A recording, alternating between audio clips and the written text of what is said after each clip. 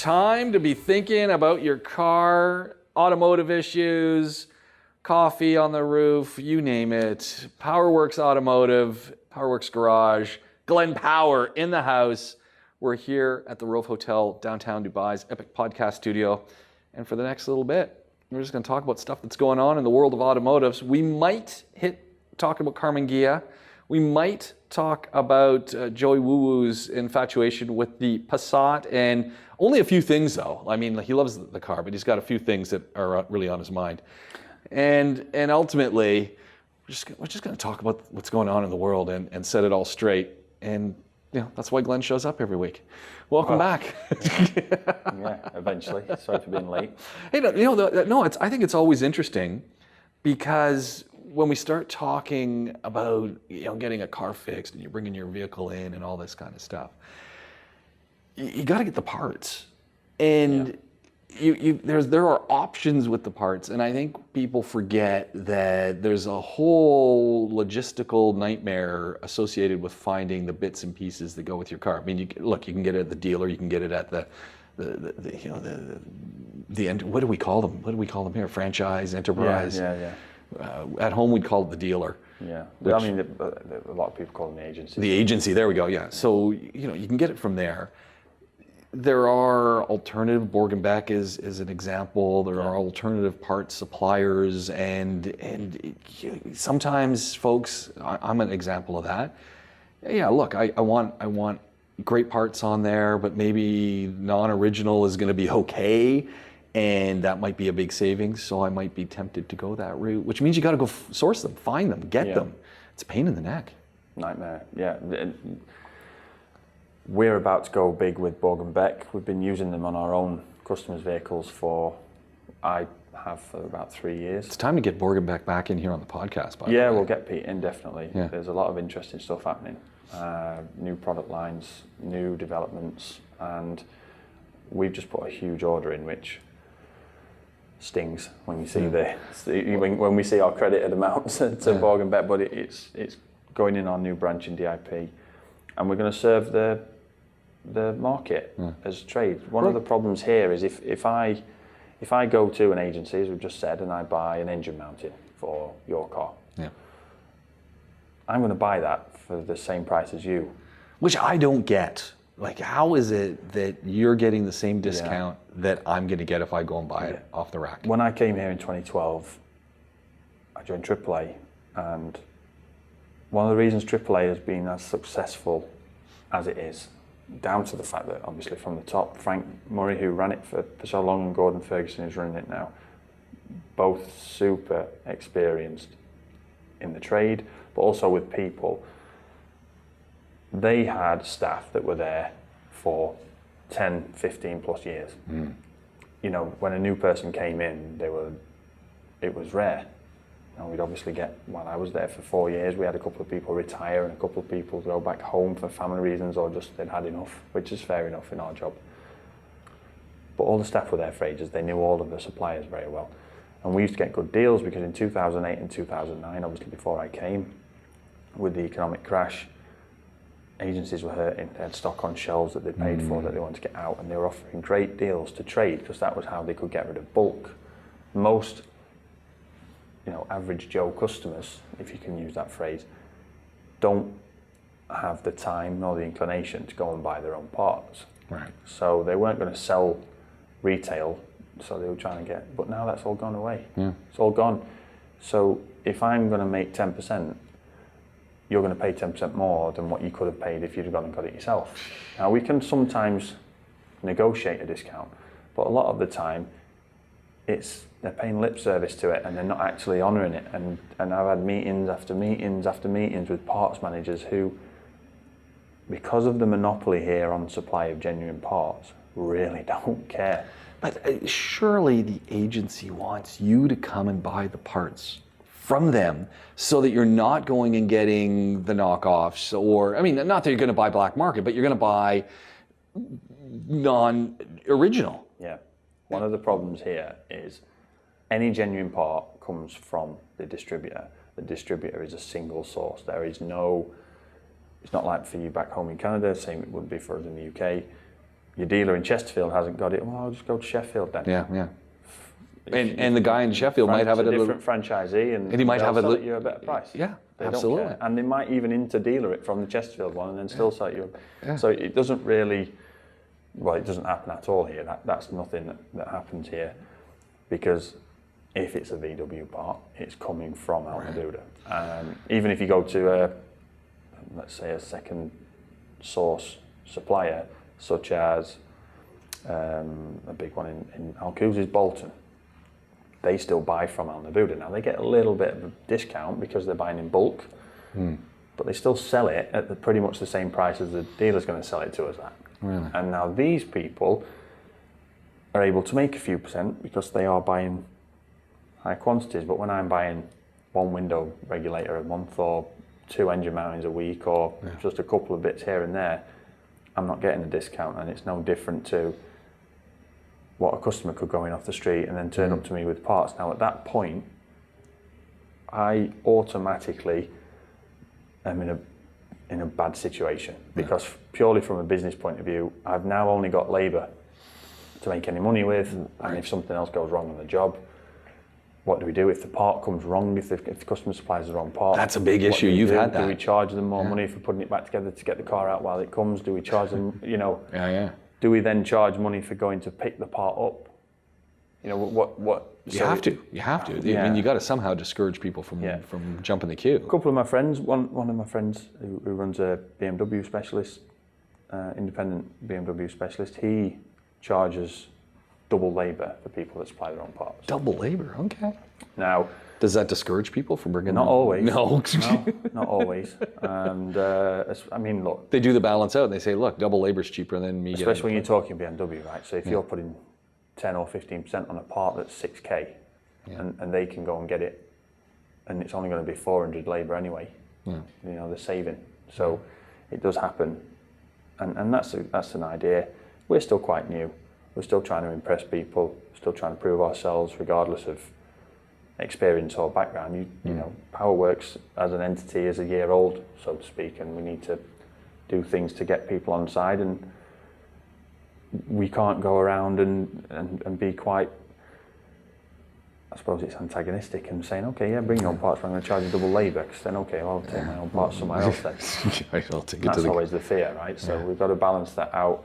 But we're trying to negate that and do away with that by having as much as we can in stock with Borg & Beck.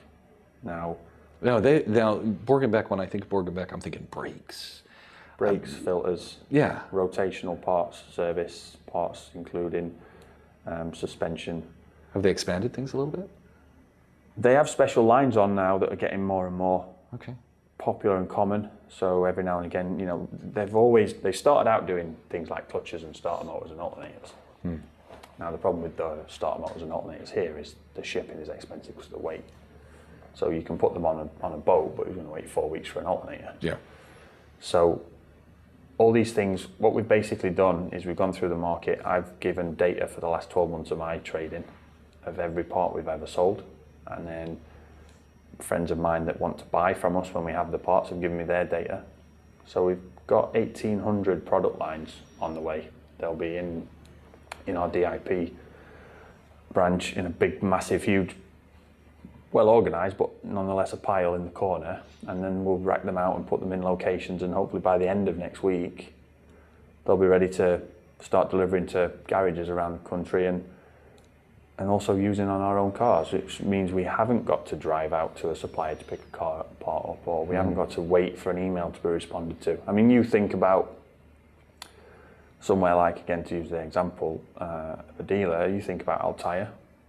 I've been in their workshop in the Range Rover side many times, spoke to the team leaders and a couple of the master techs on a few technical queries, and whilst they're not as busy as they were a few years ago, it's still a 50-bay workshop.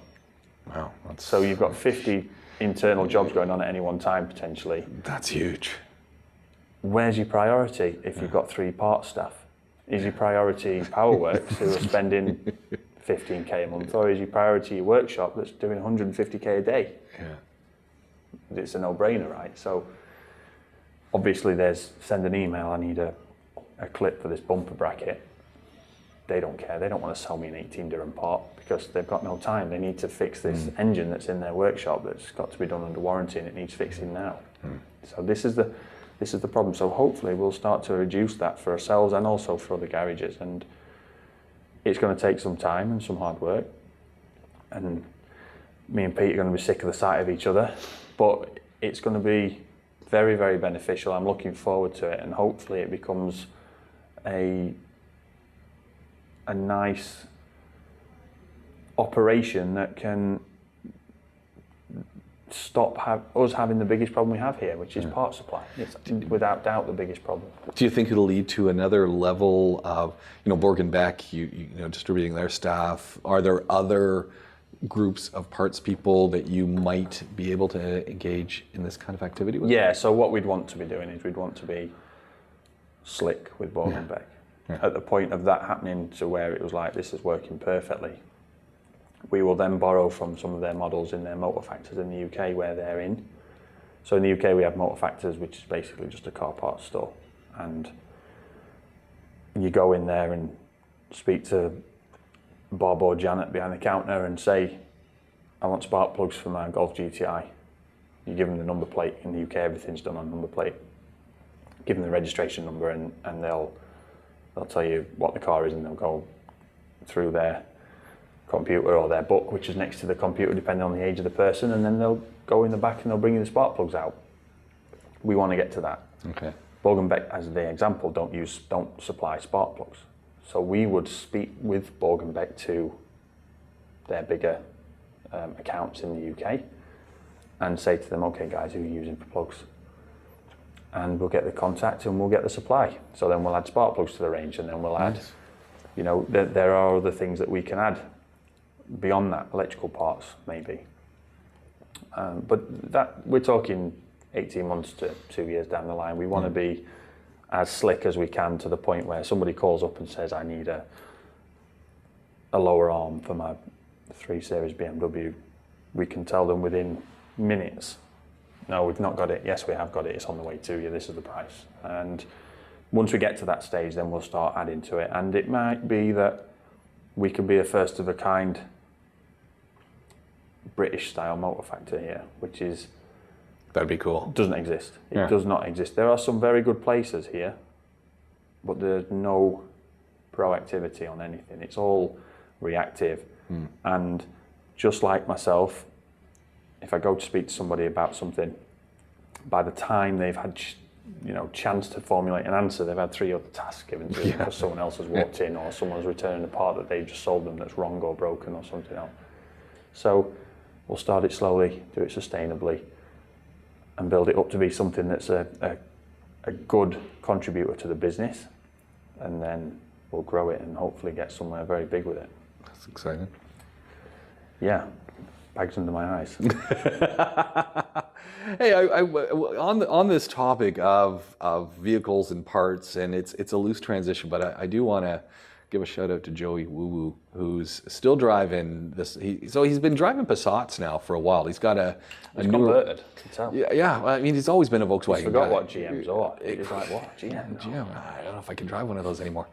It's just no refinement. You never see him sending any pictures of his GM pickup truck ever. No. Now you know what we're getting, don't you? It's bombarded. I think it would be nice if he sent us some photos of him out in the Fargo, but we'll see. Yeah, we'll see. But it's interesting as he's talking about the Passat, and what's the first thing he's always talking about? Like, so he's always showing pictures of the dash. It's all lit up.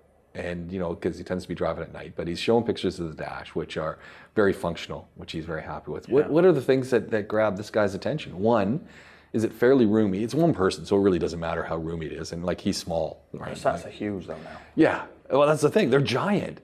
Actually, it's funny. Yesterday I saw an A8L. Would it be possible? Yeah. What a beautiful machine. Yeah. And it was sort of a blue gray, like really. I kept looking. Is this gray? No, I think it's blue. No, I think it's gray. Yeah. But I was just watching this thing. So I'm in the yellow Jeep, right? And I'm just bouncing all over the road. This thing is so smooth. Just glides past you for about 40 seconds. Well, it was just right on the thing, because I think he was looking at the Jeep going, man, that's a nice machine. And I'm looking at this thing going, I'm just looking at it going, you know what? You could have a Mercedes, you could have a Beamer. I want that. Yeah. A8's a special car. And the L is only, I can't remember exactly what it is. It's something like, it's only a few inches longer wheelbase. It makes such a massive difference in the back. Yeah. So I just looked at it and said, I just want one of those. And I remember Brown Car Guy, Shahzad Sheikh, saying, the thing about that car, that A8L, is it's lightning fast. Like, it's just incredible. Like, it's a sleeper. People like, oh yeah. But you know, you pedal to the metal and you're in a race. Yeah. Well, they're invariably the V8. They used to do the W12. Yeah. So anyway, back to Woo Woo. He's what's he like? Stereo. He's going on about the stereo, like always. So you sent me the two videos. The first one, and then the end of the video, and he's obviously got the music on quite loud. Then the end of the video, the Who comes on. Yeah. And I'm like, oh, you cut it off at the wrong time. And then instantly another video saying, did you hear the stereo in this thing? And I was thinking, yeah, talk about a song to put it through its paces. Yeah. So he had AC/DC, and then he's got the Who. Yeah. So he's running that.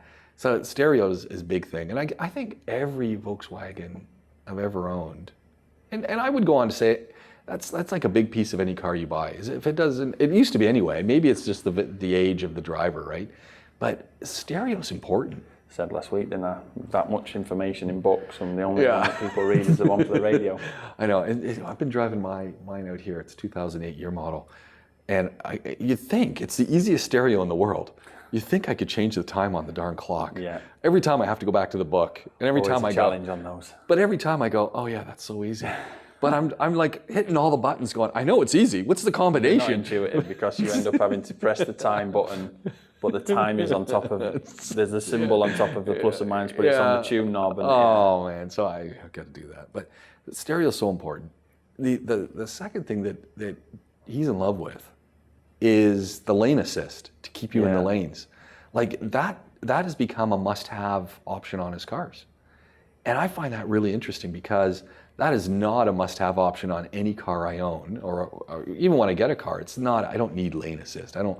But I think increasingly that is becoming something that people, that semi-autonomous nature of a vehicle, that just, you got your hands on, you're driving, it's going to keep you straight. Yeah. It's going to keep you in your lane. Yeah, it's probably getting on for 15 years, well, easily 15 years ago, driving a Audi A6 around Milton Keynes, around the Volkswagen UK headquarters, which had lane assist, radar guided cruise control. That drives me nuts, the radar guided cruise control though. With them both on, Milton Keynes is basically just a grid of roundabouts, but with them both on, it's basically Manhattan, just with roundabouts at every cross section. Yeah. So both turned on, it will approach a roundabout, slowing down for the car in front, and as long as you don't come to a complete stop at that time, that was obviously, it's not anywhere like that, but I'm just saying this was 15 years ago, it would then accelerate out and round the roundabout and take you where you're going. It's pretty cool. 15 years ago, so they've had that tech 20 years easily. Yeah. And I drove Amy's dad, my father-in-law's XC90, the current version, a couple of years ago when I was back in the UK, and that was the same, and that was even more slick, 12, 13 years later, and amazing. And I think it's one of those things that, as a driver of a car, which some people aren't, some people are. Right. You drive a Wrangler, so you drive that car. There's no letting go of the steering wheel. You're in full control, otherwise there's an accident happening. You are in for full. So as a driver of a car, it's quite hard to imagine letting yourself go. Yeah. But once you've had it, because you don't realise how much you wander. And the Mercedes and the BMWs, the Mercedes give you 3 sort of bursts of vibration through the steering column when you approach the white lines. The amount of time, I turn it off when we have customers' cars in. The amount of times it's going off, because you don't realise how much you drift, and you're in a car that's slightly different to what you normally drive. Yeah. And the BMWs do the same vibration thing, but once you've had it, and I think you're in the car, I think you would then miss it. Do you think you just get used to it? Yeah. Okay. So this is becoming a new thing, right? Like you got to have that. And then of course I'm sure people are talking about rear view cameras and that sort of stuff. He never talks about that stuff. I just don't think he backs up. Yeah. Honestly, it's... The Passat's gone back to a normal handbrake, so traction control off, handbrake turns in. Has it gone back to a normal?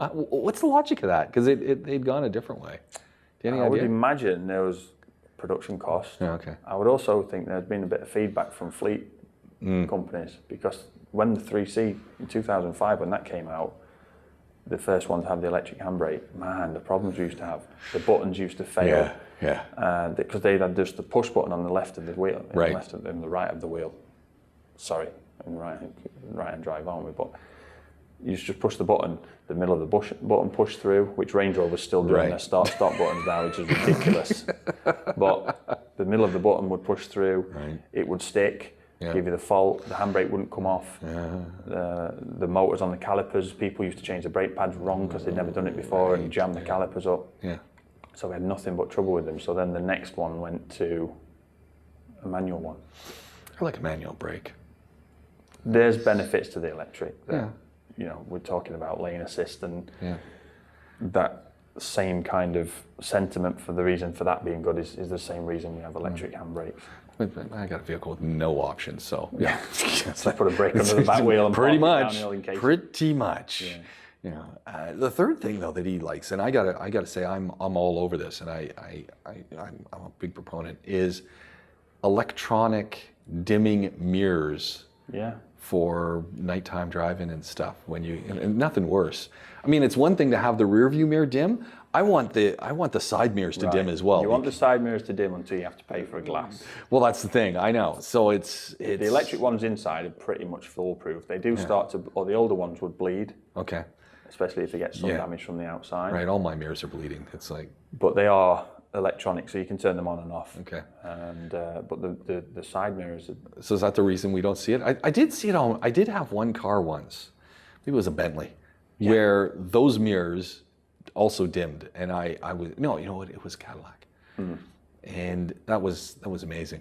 I loved it. Yeah. It was, and I know also for a fact that the Lincolns do the same thing. That was, but I never thought about the failure price and what happens. The glass, the glass is expensive. It's basically like a gel that's activated to dim, and it goes a nice blue colour and darkens the mirror. But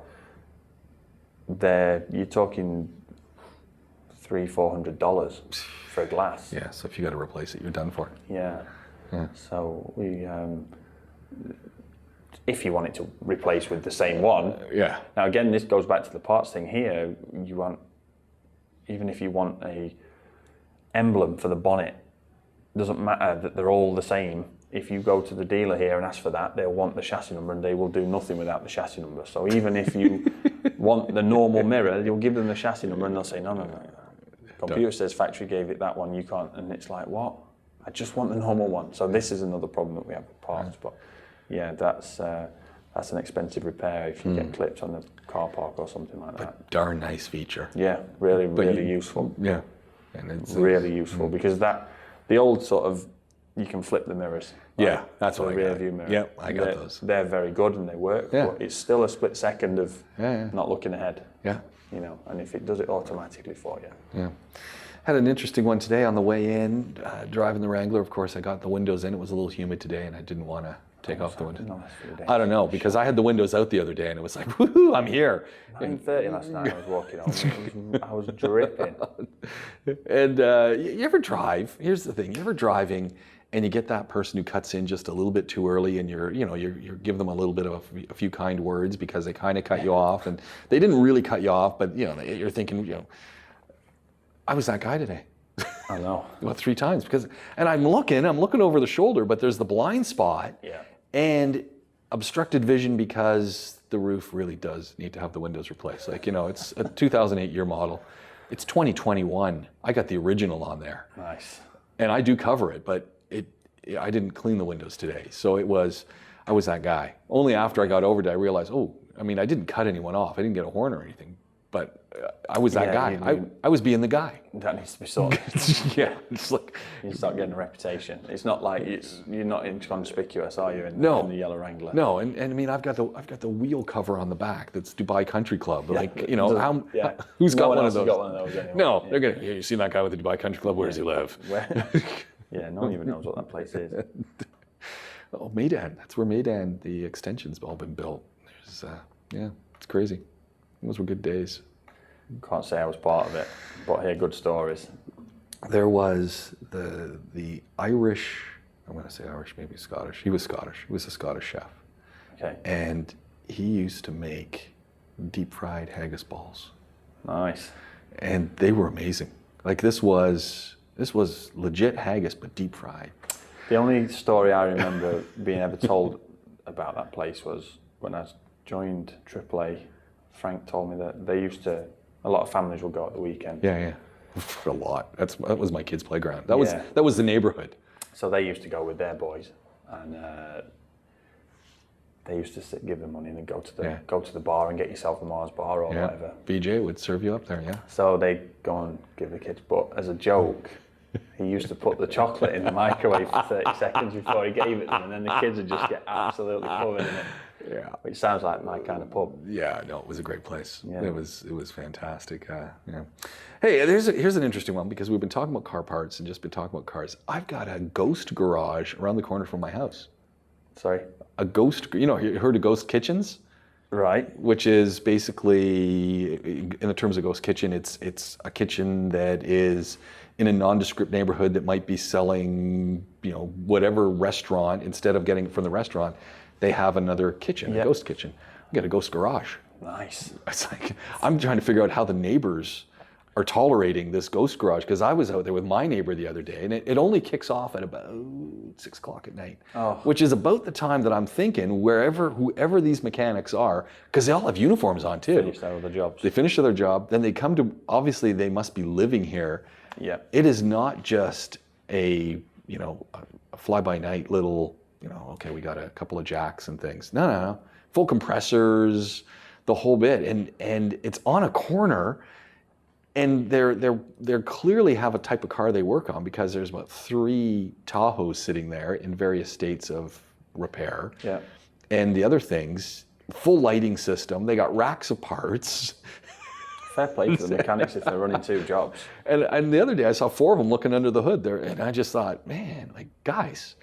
But I don't know how the neighbors are putting up with it, because they got air tools too. Yeah, those compressors really make a racket. And it's a big one. Yeah. It's a big one. So, but a ghost garage. So and they see me coming, and I just looked at it and I was like, would I use the ghost garage? No, but they're busy. So I think the only problem is not the only problem.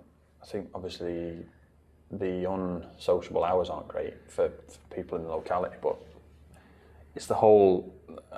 If I put my car there today, will the garage exist tomorrow? Well, that's the other thing. Like how, because I'm thinking, you got a group of Emirati, I got an Emirati family living right across from them, and some families right beside, and I'm pretty sure one of the guys, I think the CID guy moved, so the other guy seems to be military, so unless he's got an investment in this, how long? Obviously possible. Yeah, but how long till someone just gets tired of the racket?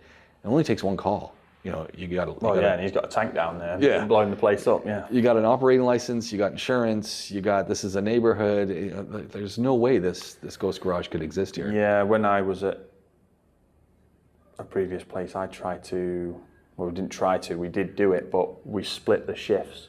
Okay. So we went after some different kind of work, and we opened our opening hours extended till the evening, and what we wanted to do was to have a 24-hour operation, but the municipality told us we couldn't work after 11, and that was in Alcouz industrial area. Wow, you couldn't work after 11 in Alcouz? No. Like, why is that? I don't know. That's a place where you can make noise. Exactly, that's what I mean. So I can't see how. I know it's not Alcouz, I know it's Murdiff, but it's a residential area.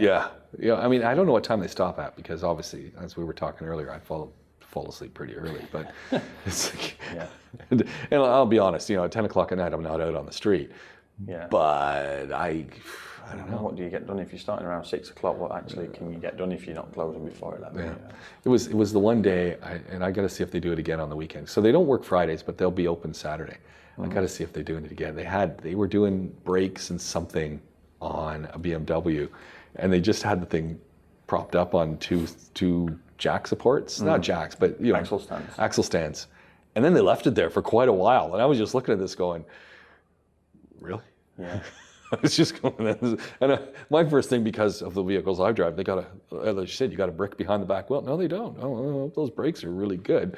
I was really surprised that it's just sitting there, and it's on that where they're located is on a curve of the road. So if you have, like they do, they're kind of sticking out. Yeah. I always say it's inevitable that someone. The government here is very, very hot and switched on. So I got my hand slapped by the Dubai municipality a couple of weeks ago because some of the cars that we got outside the workshop were dusty and dirty. Yeah. Like, you can't do that. You need to keep them clean. But there's sand where you park. I know we're going to have to, and I did actually say to him in the most respectful way possible, look, it's the desert and this is an industrial area. Yeah. And it's like, no, look, I'm just telling you, keep them clean, otherwise you'll get 5,000 dirham fine. Really? No problem, sir. I'll clean them.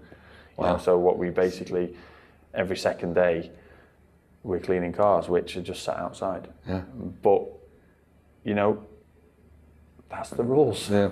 Is eventually the person who owns the warehousing going to put in the tile floor, the brick floors outside or the sidewalks? Or The problem with doing that is, and I speak from experience on 2 separate occasions, once you start to do that, you can apply for the permission, which is no problem. Yeah. And once the RTA and the municipality decide who's responsible for the land, which can take months, yeah. and again, 2 separate occasions, 2 different companies, both the same story, you then do it, but they've been opened up to this. They open their eyes to it. So if you think of where AAA is in Al Quoz, you've got Sakim Road. You used to be able to get in and out onto their street. Southern Sand Sports on the end. Right. And then you go up and you got Arab Tech, obviously no longer, but AAB, all these places all up there now. One by one, they started interlocking the sand on the front. Got to us, and we had a huge area on the front of AAA where we kept all the heavy vehicles and the desert stuff. Okay, got the permission, took ages to get the permission. Start to put the interlock down. Now, all these people have done, I assume, most of them were big companies, so almost certainly they will have. There's the seafood canning place as well, which stunk. But that was next to us. A great tour of Dubai here in Al shocking. Quoz, yeah. Yeah, this isn't on the video when you land on the plane, is it? But then people have been alerted to this. Hang on, there's people wanting to interlock and put parking areas here. So now you go down there and it's all paid RTA parking. And there's not a single car on it. The whole run of the road, all the way. Yeah. All the way to Al Gandhi Chevrolet. Yikes. So before, where everyone had their own bit of sand in front of their building and they could park as many cars as they wanted, now it's all one-way system, RTA paid parking. Wow. And nobody in it, because nobody's paying for parking. So this is one of the problems with putting that down. You know, you open. We thought about putting a bit, and we are going to do it, and we have been told we don't need the permission for it. We're just going to put some hardcore road base on the front of where we are, just at least to stop the sand blowing around as much as it does. But it's, it's a cost, but it also runs the risk. And it's the same at the back of Sarah Auto Care and the Chevrolet Service Centre. Yeah. It's the same there. People used to park on there. People start interlocking it, and then all of a sudden that's all paid parking. This summer when we were away, we were by a place where clearly had a sand lot. And I don't know if they do this in the UK, they do this in Canada a lot, but they oil it. Right. And they put oil down on it. So I don't know. It kind of smelled like creosote. So, railway ties, that smell. And they just literally put the oil down, and I guess they run a flattener over it, and then it just creates a hard pack. And that oily residue goes away, and the smell goes away eventually. And you just have hard pack area. Yeah, we used to drag so we used to water all the sand on the front of AAA, and then Frank would hop on the forklift that we had, and we had an RSJ cut to a length on a chain that he would drag behind it, and it'd pull all the big chunks out, the stones, but then it would level it off, and then we'd water it down. So we'd typically do that every couple of Thursdays, so that then it'd compact it down. But again, it's your job is working on cars. Yeah, I know. And now suddenly your job is maintenance of a roadway outside of your garage. Yeah, it's a pain in the neck. There's no, but what what's the alternative? Yeah. you just get on with it, don't you? Yeah. So You sent me some images of a Karmann Ghia. That was beautiful. I've still not recovered. I mean, that was phenomenal condition. Like it. Yeah, it was good. Beautiful. The I want one. guy that owned it was a British guy, and I'd gone to buy some stone guard. So you know the thick textured stuff that you see under your paint on the sill sometimes. Yeah. Stone guard. So what we do for a lot of our customers, they'll come in with rusted underbodies, or they'll have used them off road and think, I want to keep this clean. So like a Colin with the shocks and the. Oh no, not him. No, not Colin. No, we don't need to talk about that. I'm going to say I can't believe he did it, but I can't. But yeah, he was talking about it. I didn't say anything, but I just have an image of Colin going off this little off-road and then the off-road piece and going yeehaw, and then I mean, you know, I'm not seeing a pothole. Okay, you know, speed bumps sometimes extend out and get covered by sand. Okay, a breeze block, a cinder block, a cinder block. I mean, what? But anyway, sorted it now. It's because he was going, yeah! Literally exploded the hydraulic hose. Literally blew it out of the system. That's what he said. Yeah, so that was fun. Yeah. And then trying to find one, and Nissan being like, we don't change those. No, we've never ordered one. So having to find a second-hand one. That was a nightmare. But we actually managed to get one because the guy that had it had taken the system off to put manual suspension on it. Okay. So, Nice. whatever. Yeah. But Back to the Karmann Ghia. yeah, so I was getting, we clean off diff tubes and underbody paneling and stuff like that, and then once it's sanded down and cleaned off and blasted, we'll paint it with stone guard with a brush so it goes on nice and thick. Okay. We don't spray it. It's a waste of time. It puts particles in the air which you don't need, and it's just better with a brush. So we were doing that, so I needed to go and get some more.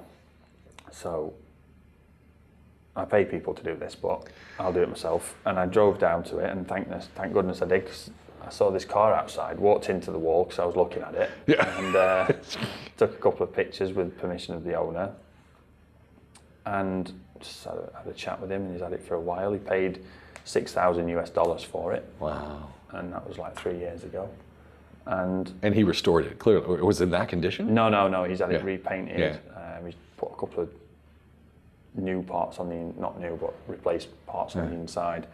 The engine was gone over, but that's, you know, those engines were built to be gone over every couple of years. It's just the way they are. So it was really, really clean, and an amazing car. We used to get one in the UK, and it was a German car. There's only about 500,000 of them ever made, which makes them quite rare for a VW. And the way they came about is quite the story. Basically, Karmann Coachworks and the Italian design house, Ghia, they came together on it, but they bought a Beetle because nobody would let them do it. VW didn't want them to do it. So they bought a Beetle and drove it from France to Italy, and then built one and showed it to VW, and they're like, well, we'll have a bit of that. As you would. Yeah, so like 1953, the prototype, and then at the Frankfurt Motor Show, and then they started selling them in 55. One of the interesting sides of it is Brazil, because obviously air-cooled Volkswagens in Brazil are like, you know, I don't know anything more Brazilian. I can't think of anything. Brazil, Mexico, essentially Brazilian than an air-cooled VW. I think that whole Mexico, South America, that's where the air-cooled VWs live. They ran a special version called the TC, which was down purely to mental to think that it was Karmann Ghia that made it, but they didn't like the styling of it and they weren't selling very well. So they made about 30, they ended up selling about 13,000 of them called the TC, which had different lights, and they're much rarer and you don't see them outside of Central or South America really, but they do look quite nice compared to the Karmann Ghia, which is already a nice car. Yeah. The most disappointing thing about the Karmann Ghia is that they never changed the look of it until its end of its run, and then because of that it kind of aged, because it was quite round, very 60s, and then the 70s come about, nobody wanted that, they wanted angular again, So then the Common Gear got replaced by the 914 Porsche, which is possibly the worst looking Porsche ever made. And it came with like a 2-litre engine or something ridiculous. Yeah. You know, like what on earth is that? A flat 4 in those. But an amazing car in it, and it's definitely something I'd like to own one day. One of those. There's a Facebook group called, it's called something like Ruined VWs or something like that, which is a self-deprecating, tongue-in-cheek, sarcastic title of people that have modified and restored Volkswagens. And then, you know, you get purists saying, oh, that's ruined and all this stuff. I love my VWs, but I'm not anywhere near a purist. I like the whole, it's in my living memory that you used to buy a VW and have to pay extra for the stereo. You know, I like the whole idea of it's a car for the people, do what you want with it. And I like that. So when you buy cars now, just on that point, are there stereo options still? Like, I haven't bought a car in so long. I doubt there's stereo options now. There used to be. How cheap is it? Yeah. You know, we had a guy it was another patrol. We had a guy in with another patrol who was like, my Bluetooth's rubbish. Colin will vouch for that because he's had nothing but trouble. Yeah, I don't got Bluetooth in my cars. And I said to him, look, we can sort that for you with Nissan parts, but I can tell you from experience on a couple of others, it's just endemic and they'll have problems again. So why don't you do an Apple or an Android CarPlay unit with it'll mirror your phone and it'll run, you can hotspot from your phone or whatever you want to do. We can put Wi-Fi with it, with a separate SIM card, whatever you want to do. And that system you can put in there with a huge, great touchscreen that looks like original. It fits in the existing void. You can add cameras to it, 360 cameras if you wanted. Everything else that you could think of specking the car with, and it's like 5k dirhams. It's nothing. You know, yeah, $1,500, and you can't even spec red seat belts in your car for less than $5,000, can you? So you know, stereos, the tech's so cheap now. Yeah. You know, the resolution on screens and the quality of lenses is so cheap. Yeah. I don't think there are many. I think things like cameras, 360 view and stuff like that are probably an option. Yeah. But the actual head unit and functions of that. Well, interesting. Which is a whole industry. You know, you used to have your JVC. I'm going to go get my JVC stereo. Upgrade to this, or I'm going to go get that. I'm going to replace with you know, whatever, my Blaupunk, and I'm going to throw this in there. Yeah, that's gone. I took a Blaupunk unit out of my first car, Polo, and I put a Sony head unit in it. Sony unit, because it had the most outputs for an amp and then a subwoofer. Subwoofer. I think I wonder if those days are kind of disappearing. People still do modify them. I'd like to see the Tesla that's got the modified stereo on it. People still do modify them. There are. Yeah. And there are always going to be. But not like, I don't think do you think to the extreme that there was in the past? I don't think. See, when I got my car, I had two things that I needed to do to it straight away. The first thing I needed to do was put a stereo in it. Yeah. And the second thing was to find some nice wheels for it. Yeah, well, there you go. Wheels. I don't think that happens anymore. No. I think people 17, 18 that are passing the test, they're not thinking about that because everything's through your phone and you can mirror it on a standard screen and you've been able to do that for the last 5 or 10 years. Yeah.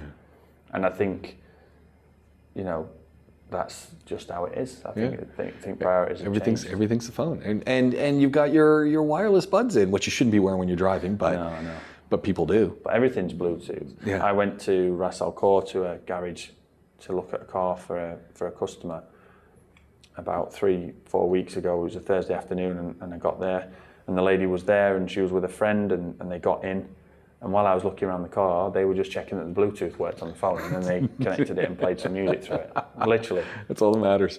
Yeah, and then we went and looked at another one, and they did exactly the same. How's the Bluetooth work? That's all the guy care about is the Bluetooth. That's it, because if you've got somewhere to put your phone, and you've got maps on your phone, and you've got Bluetooth for the audio, you don't need anything else. And I think the priorities have changed now. I hate to say it, but some days, if you're using Google Maps, I know some people will say, I never use that, I use Waze, but I've been using Google Maps where I think it's led me astray.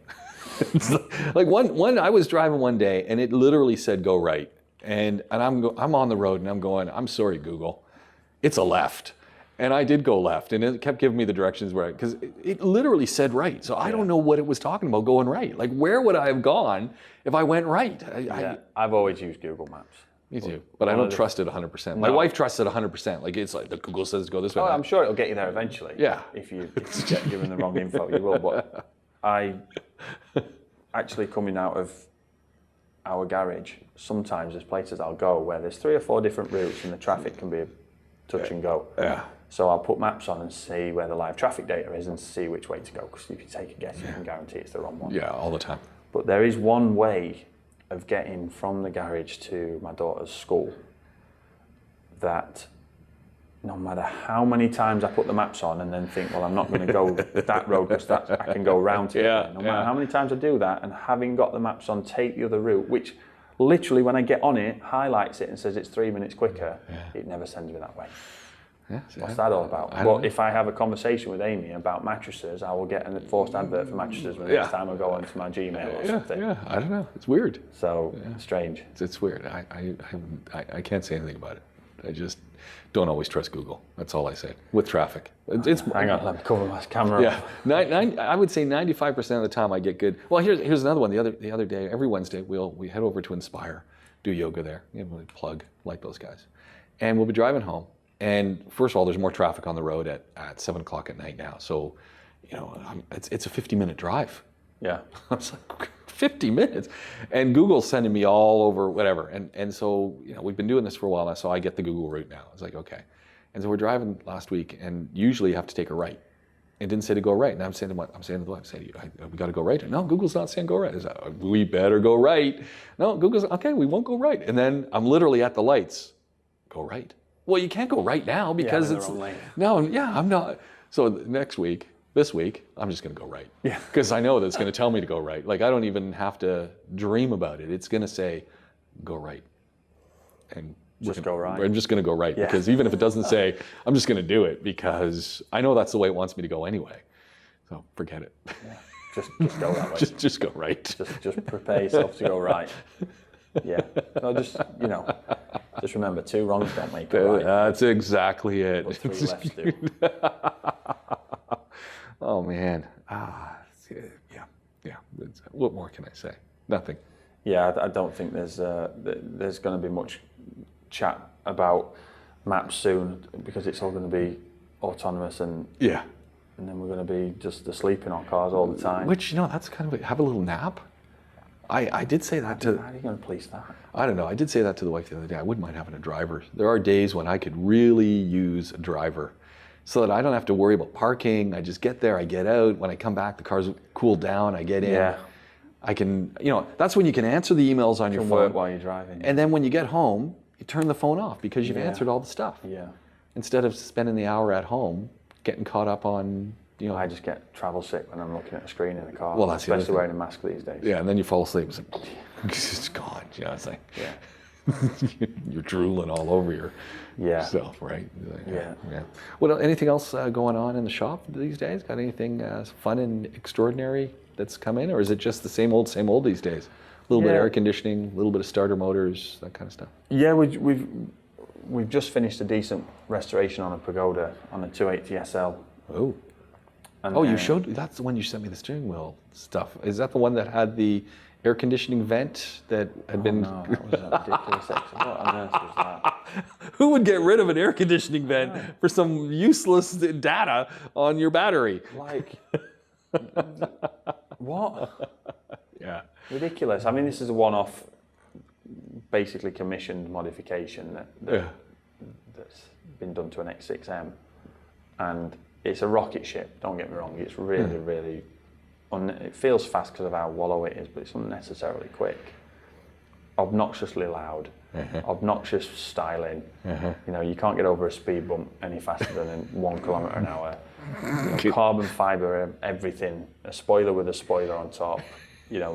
Massive wheels. It's a head turner. Yeah. For all the wrong reasons, but it's still a head turner. Yeah, for the right reasons if you're that way inclined, I suppose. Yeah. But and it's the driver's side AC vent. Yeah, it's the one you need because you're holding on for dear life. Put it on the passenger one, whatever. Yeah. But it's the driver's side AC vent. And they've replaced the AC vent with just a data screen that tells you the boost pressure, the RPM, the temperature outside. And this is not they're not racing this. Well, you won't get very far in it, I don't think, racing it. It's not. Yeah. But I mean, it's like, talk about gimmick. Yeah. It's complete unnecessary.